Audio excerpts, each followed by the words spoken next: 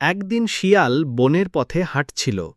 তার চোখে ক্লান্তি, পেটে প্রবল ক্ষুধা। সেখান থেকে সে নিচে তাকিয়ে হাসল আর বলল, তোর চোখে স্পষ্ট ক্ষুধা, তুই আমাকে খেতে চাইছিলি, শেখাতে নয়।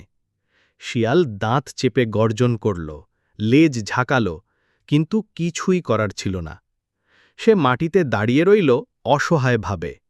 হঠাৎ সামনে এক মুরগিকে দেখতে পেল, ঝোপের পাশে দানা কুটছে। শিয়াল ভেতরে ভেতরে ভাবল, আহা, এটাই তো আমার খাবার, কিভাবে একে ধরা যায়।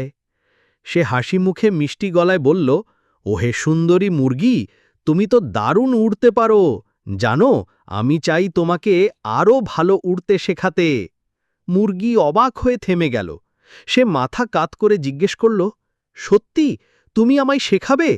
শিয়াল ধীরে ধীরে মাথা নাড়ল, তার চোখে ক্ষুধার ঝিলিক, পায়ে নীরব পদক্ষেপে এগিয়ে আসছে। ঠিক তখনই মুরগি বুদ্ধি খাটাল, ডানা ঝাপটিয়ে হঠাৎ উড়ে গেল উঁচু গাছের ডালে।